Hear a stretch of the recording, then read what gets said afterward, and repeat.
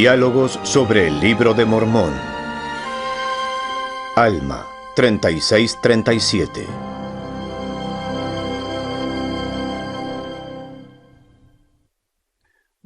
Les damos la bienvenida a esta charla sobre el Libro de Mormón. Hoy trataremos los capítulos 36 y 37 de Alma. Soy Víctor Ludlow, del Departamento de Escritura Antigua de la Universidad Brigham Young, y hoy tengo a 3 colegas conmigo. Stan Johnson, nos complace tenerte con nosotros. Terry Ball, que ha sido incondicional, y uno de nuestros profesores relativamente nuevos, Terry Sink. Nos complace tenerle con nosotros para conversar sobre estos capítulos donde Alma instruye a su hijo mayor. ¿Qué sabemos acerca de Alma y su familia?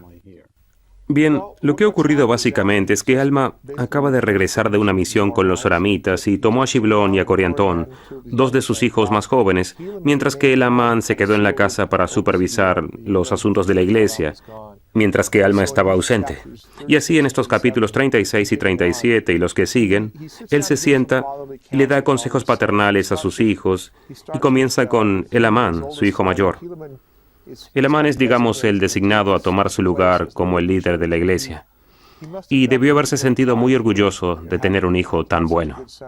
Aquí todos somos padres, tenemos hijos e hijas, y creo que realmente podemos apreciar los sentimientos que Alma debió haber tenido en su corazón por sus hijos. Y los consejos que les dio son maravillosos.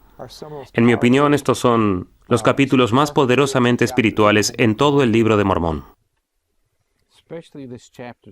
Especialmente este capítulo 36, donde él comenzó a tratar aspectos prácticos como: hijo, estoy a punto de terminar esta existencia mortal y ahora tú vas a ser el profeta a cargo. En un capítulo, él básicamente revisa la esencia de su vida. Este es Alma hijo de quien estamos hablando, aquel que había sido el hijo rebelde de Alma padre y quien había tenido maravillosas oportunidades, pero quien siendo joven se había rebelado.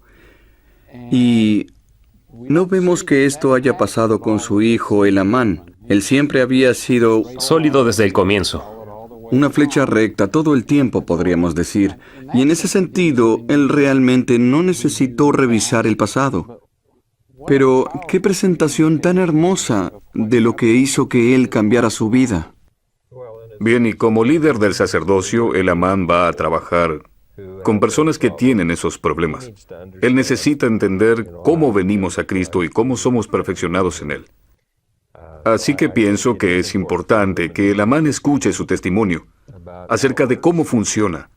No pienso que Elamán haya pasado por un cambio de corazón, por lo menos tan drástico, por supuesto, como su padre, pero estoy seguro que él necesita entenderlo. Bueno, tuvo que pasar por algún tipo de proceso de conversión. Seguro.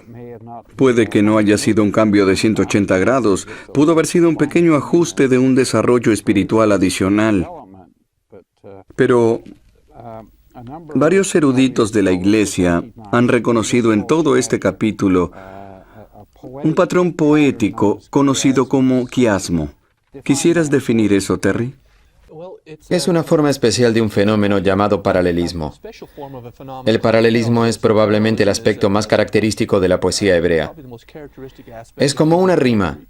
No una rima de sonido, sino una rima de pensamiento, donde hacemos declaración A y luego hacemos declaración A', la cual es algo rimada. Dice más o menos lo mismo. Puede decir lo mismo o lo opuesto, o partir de ahí.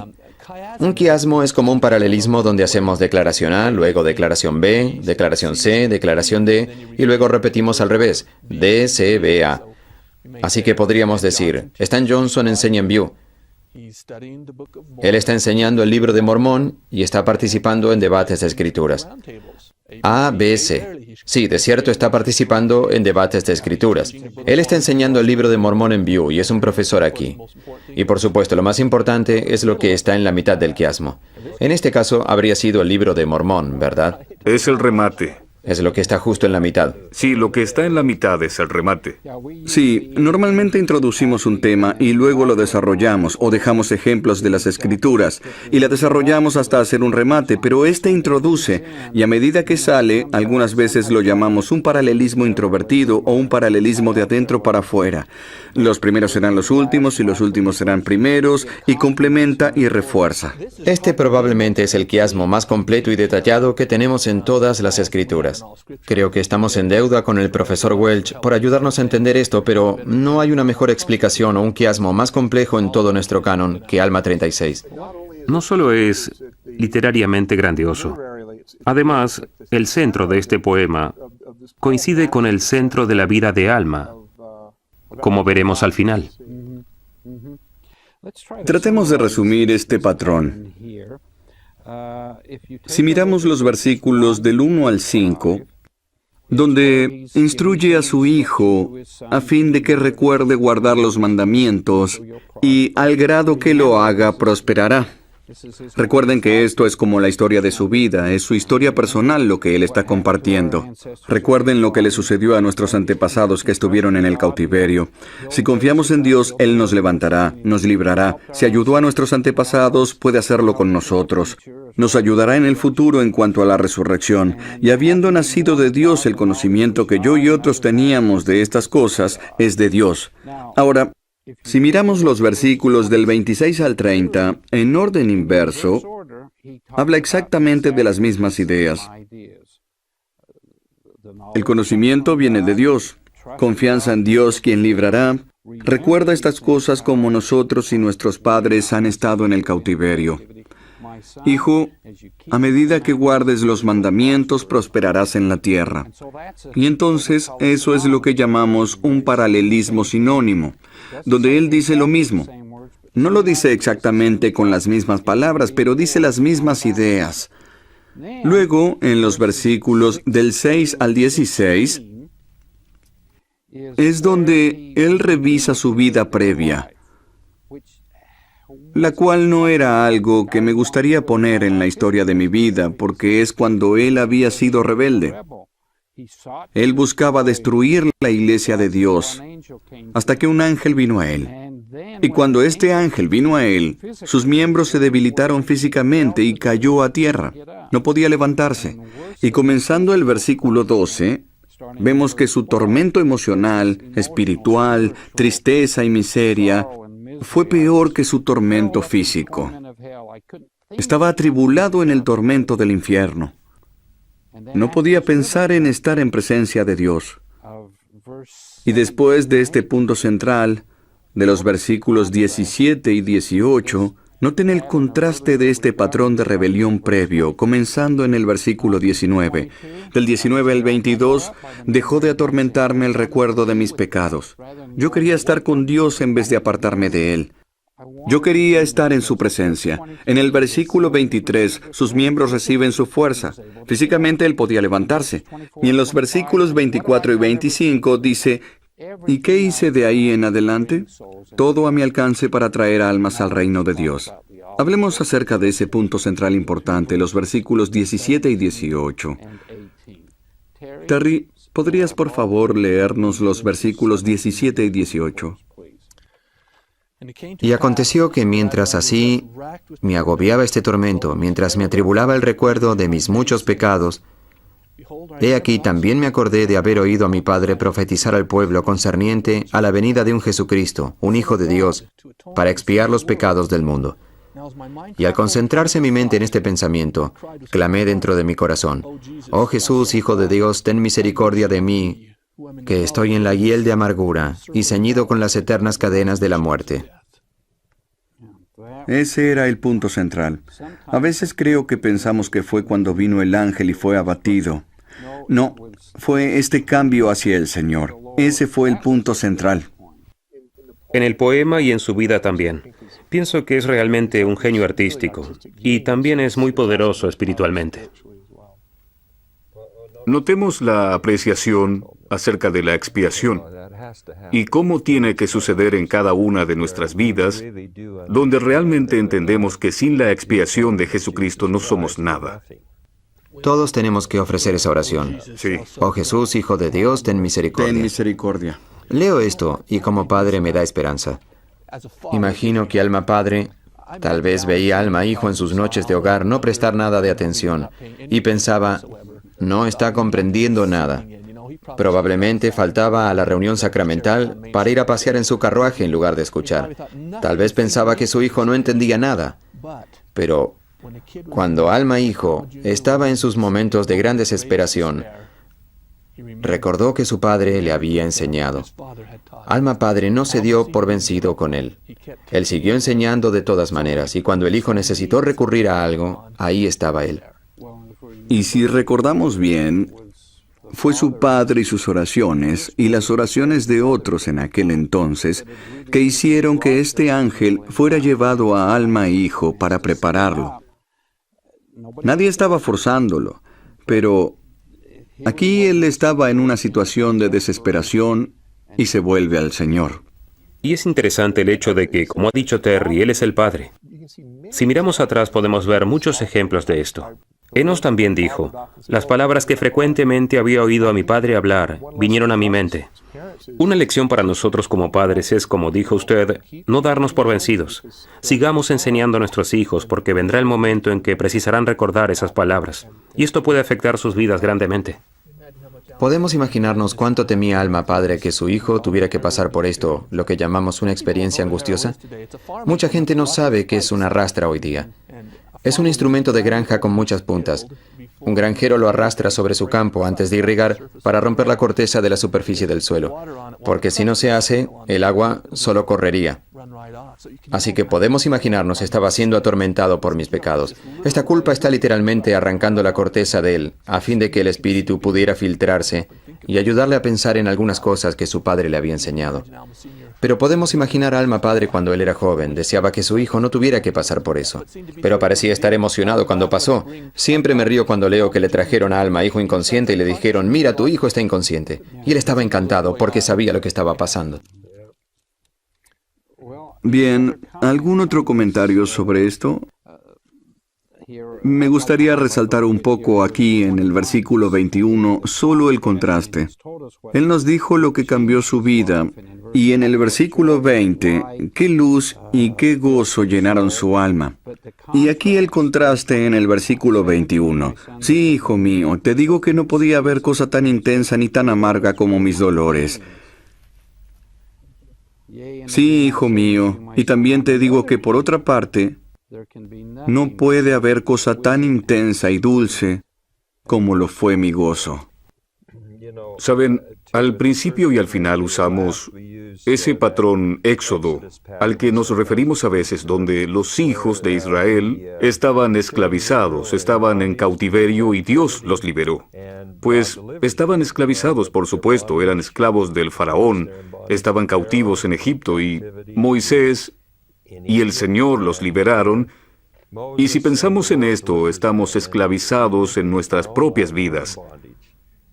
No al faraón, sino a Satanás, y estamos cautivos por el pecado. Exacto. Y la muerte. Y la muerte, y somos liberados por medio de Jesucristo, a través de Jehová y a través de Jesucristo. Esto podría parecer obvio, pero creo que queremos asegurarnos de que mencionemos también cuán significativo es tener este quiasmo en el Libro de Mormón. ¿Cómo explicamos eso? Algunas personas podrían decir, bien, a medida que José Smith fabricaba el Libro de Mormón, fue inspirado por el diablo para poner un quiasmo. O a medida que José Smith fabricaba el Libro de Mormón, fue a la biblioteca local, sacó un libro que no se había escrito aún, lo leyó y luego puso un quiasmo en el texto para convencernos de que era un texto en hebreo antiguo. Y no hay nada acerca de esto en América por 10 años después de su muerte. O quizás la única explicación sostenible para que exista este quiasmo en el Libro de Mormón es que, a medida que José Smith traducía por el don y el poder de Dios, aun cuando lo estaba traduciendo de un texto abreviado a otro idioma, este quiasmo está tan bien construido que persiste y verifica que era un texto escrito por un antiguo poeta profeta hebreo. Sí, y las ideas fueron escritas de una manera tan clara y tan poderosa en ese entonces, que continuaron en las traducciones mostrando un antiguo Oriente Próximo, semítico, bíblico, cualquier número de contextos en lo que tiene que ver con sus orígenes. No es algo como un estilo literario del oeste de Nueva York. Ese sería aprendido En las llanuras, sí. en la frontera de Nueva York. Todo este aspecto de quiasmo todavía es estudiado. He asistido a reuniones de la Sociedad para la Literatura Bíblica. En ellas están surgiendo estos patrones en nuevas partes de la Biblia, del Antiguo Testamento, y esto era completamente desconocido. No había nadie en el mundo que supiera algo acerca de esto, que lo hubiera estudiado y apreciado en la época de 1830. Es sorprendente cómo esto permanece básicamente oculto en el libro, oculto a plena vista por más de 100 años. Y pienso que eso es un testimonio para Alma como escritor, porque él fue quien lo escribió, no José Smith. Debió haber pasado horas componiendo esto. Debió Sí. ser difícil. Sí. Esto es muy refinado. ¿Cuál es la esencia de la historia de mi vida? Él dijo, aquí está, hijo mío, y aquí está el registro para quien quiera verlo. Y lo diré de una manera tal, a fin de que se entienda, que la parte más importante es el Salvador. Y también debemos apreciar que en tiempos antiguos las palabras de los profetas eran transmitidas con más frecuencia de manera oral. Era un poco extraño el que ellos las escribieran. Por ejemplo, el rey Benjamín. Él en principio planeó dar el mensaje haciendo uso de la palabra, y solo cuando no pudo llegar a todos, hizo que lo escribieran. Y así se escribía una copia para ponerla en los archivos, pero el medio principal por el cual pasaría a los que estaban allí, a los que no estaban allí en esa ocasión, y a aquellos de las generaciones venideras, era usualmente aprendiendo a memorizarlas, y el tener esto como patrón las hacía mucho más fácil de recordar. Repetición. Si no tuviéramos otra evidencia de la veracidad del Libro de Mormón, Alma 36 sería intelectualmente adecuado. Tenemos otras evidencias de testimonios, pero intelectualmente sería suficiente. Así es. Ahora, ¿qué más tiene que decirle a su hijo? Ahora que le ha dado la esencia de, hijo, este soy yo y lo que he sido y lo que espero que tú seas. ¿Qué ayudas le deja él a su hijo? Bueno, en este punto le va a entregar los registros y todas las sagradas reliquias que ha tenido. Esperen, ¿qué registros? ¿De qué registros estamos hablando aquí? Estamos hablando de todos los registros del pueblo nefita. Él tenía las planchas de bronce. Nefitas. Tenemos las planchas de Nefi. Él tenía las planchas menores de Nefi. Tenía las planchas de bronce de Labán. Tenía varios otros registros, entre ellos las 24 planchas de los jareditas. Sí, esas son las tres que menciona aquí. Sí. En primer lugar, las planchas de Nefi. Y en ese momento ya no estaban guardando las planchas menores, solo guardaban las mayores. Pero junto con ellas estaban estos otros registros, incluyendo las planchas menores. Pero de las que él más habla aquí, comenzando en el versículo 3, es acerca de estas planchas de bronce, que son las que trajeron con ellos de Jerusalén. Y también habla del propósito especial que tenían. Para mantener su brillo. Él quería que supiéramos eso, y todas las planchas conservarían su brillo. ¿Se refiere a lo espiritual? Bueno, pienso que sí. Sí, justo como lo dijo Nefi. Y así como, de hecho, Terry, usted señaló eso del versículo 8, tal vez quiera decir algo acerca de esas tres cosas. Creo que el versículo 8 es un buen resumen de los beneficios de leer las Escrituras. Número 1, expanden la memoria de las personas. Nos ayudan a recordar las cosas más importantes. Segundo, nos convencen del error de nuestros caminos. Cuando leo las Escrituras, si estoy decaído espiritualmente, el Espíritu me susurra, tienes que hacer mejor las cosas. Podemos saber en qué parte de nuestras vidas necesitamos hacer cambios. Y tercero, nos traen al conocimiento de Dios. A medida que las leemos, llegamos a conocer mejor a Dios. Las personas que hacen de la lectura diaria de las Escrituras un hábito regular, desarrollan un testimonio de Dios y una comunión con el Espíritu que no se obtiene de otra manera. Víctor, si me permite aprovechar esa idea de ir al versículo 42, él habla del problema de no usar las Escrituras, por decirlo así. El no seguir la liaona, la cual creo que es un tipo de escrituras, Podemos usarlo de esta manera. Se desmoronaron en el desierto, o sea, no siguieron un curso directo y fueron afligidos con hambre y sed por causa de sus transgresiones. En otras palabras, si no estudiamos las Escrituras, esas cosas pueden afectarnos negativamente. Podríamos desmoronarnos en el desierto, no podríamos seguir un curso directo, desperdiciando nuestro tiempo, así que nos da tanto el aspecto positivo y otro negativo, el no prestar atención a las palabras de Cristo. De hecho, el versículo 40, como usted dice, creo que nunca lo apliqué a las Escrituras, sino solo a la liaona, pero también se aplica aquí. Funcionó para nosotros de acuerdo con nuestra fe. Tengo muchos hombres jóvenes que desearían tener una liaona de bolsillo que pudieran llevar a todos lados del campus. Algo como, ¿dónde está mi compañera eterna? Lo que me gusta acerca de esto puede que esté un poco fuera del tema, pero me encanta el hecho de que la Iglesia ha decidido llamar a todas las revistas internacionales liaona. Es decir, la liaona está en español, italiano, en cualquier idioma excepto inglés. Se llama la liaona porque contiene las palabras de Cristo. Y ese es el paralelo que él hace aquí. La liaona nos guiará así como las palabras de Cristo lo harán si las seguimos. Si seguimos las palabras de Cristo como una liaona. Y para mí es fantástico que la Iglesia haya llamado a estas revistas liaona porque podemos ver un simbolismo. Y tenemos muchas otras liaonas. Es cierto. Tenemos las Escrituras, Sí. las revistas de la Iglesia, y los profetas, y el Espíritu Santo. No estamos sin dirección. Cierto. Y él resalta un poco en las planchas de oro y les recuerda que aunque habían sido traducidas por Mosía, no fueron publicadas. Particularmente estos juramentos secretos y todo lo que trajo la destrucción de aquellas personas. Y también habló un poco acerca de los intérpretes que le ayudaron a hacerlos más entendibles, pero les mandó mantener en secreto todo esto y los juramentos. Les contó acerca de la historia. Cada vez que leo esa lista en el versículo 27, no les digas acerca de sus convenios secretos y sus señales secretas. Pienso que Satanás es un gran falsificador. Porque hay convenios, señales y juramentos que tomamos, los cuales nos exaltarán, y Satanás tiene su falsificación, los cuales nos condenarán. Y los suyos son secretos en vez de sagrados. Cierto. Me gusta llamar a eso el principio de la patraña. Cada vez que hay algo verdadero, también hay una especie de copia falsa de eso. Sí. Y han notado las 3 veces, las 3 advertencias en el versículo 29, donde él usa 3 palabras como la esencia de este pueblo jaredita que había sido destruido. Sus maldades, abominaciones y asesinatos. Sus maldades, abominaciones y asesinatos. Sus maldades, abominaciones y asesinatos. ¿Cuál es el punto? Repetición. Me gusta eso. Sí. Es decir, sus maldades, pero no solo sus maldades, sus abominaciones. Es claro y cierto que ellos estaban rebelando.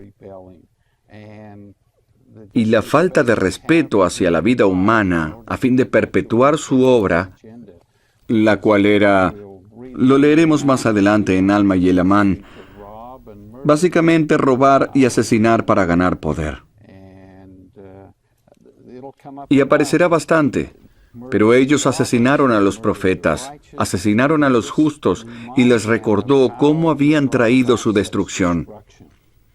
Y eso es lo que les pudieron enseñar. No les dieron las pautas específicas de sus estatutos diabólicos. Solo resultados. Les mostraron los resultados. ¿Qué palabras de ánimo queda aquí?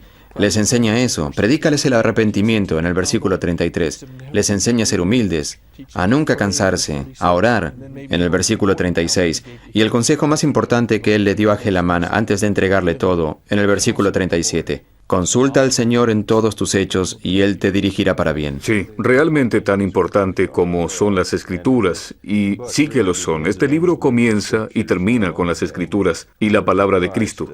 No hay nada más importante que la oración y consultar al Señor. Sí, los versículos del 32 al 34 son como una instrucción que él recibe. Ahora tú eres el que está a cargo. Esto es lo que debes enseñarles y predicarles. Pero comenzando en el versículo 35 hasta ese importante versículo 37 que usted, Terry, acaba de mencionar. pero aún eres un estudiante de las Escrituras en tu juventud. Él probablemente es un hombre de mediana edad. Creo que los padres siempre miran a sus hijos como jovencitos, pero aprende sabiduría. Y Job 28:28 nos dice que eso es venerar al Señor o temer al Señor según la Biblia, pero esto significa respetar, venerar al Señor. Debes seguir aprendiendo esto como estudiante. Sí. Vale la pena mencionar el versículo 16.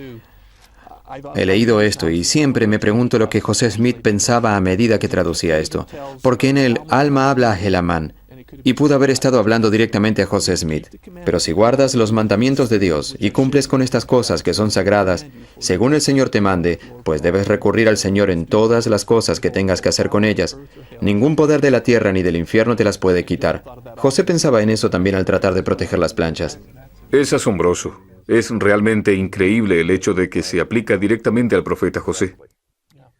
Bien, Terry, ¿podrías resumir rápidamente lo que Alma enseñó y pasó a Helamán? Qué contento debió sentirse Alma de tener un hijo como Helamán, en quien podía confiar y pasar todo esto. Pero quería asegurarse de que entendiera qué era lo más importante. En Alma 36, esta es mi experiencia, pero recuerda que la parte más importante de mi experiencia es mirar a Cristo. El mensaje tenía que ser claro para Alma, necesitas mirar constantemente a Cristo. Y se aseguró de que entendiera la importancia de su mayordomía. Aquí están las Escrituras, cuán valiosas son por lo que ellas harán por este pueblo para expandir su memoria y enseñar el error de sus caminos y traerlos a Dios. Asegúrate de cuidar muy bien las Escrituras y guardar este registro, y asegúrate de enseñarles las cosas correctas. No les enseñes las cosas que no van a bendecir sus vidas, como las malas partes del registro de los jareditas. Enséñales las cosas correctas. Consulta al Señor en todo y tendrás éxito. Es un mensaje maravilloso que cualquier padre bien versado en las Escrituras y en el propósito de esta vida terrenal trataría de pasar a las generaciones venideras. Gracias por compartir estas ideas. Gracias.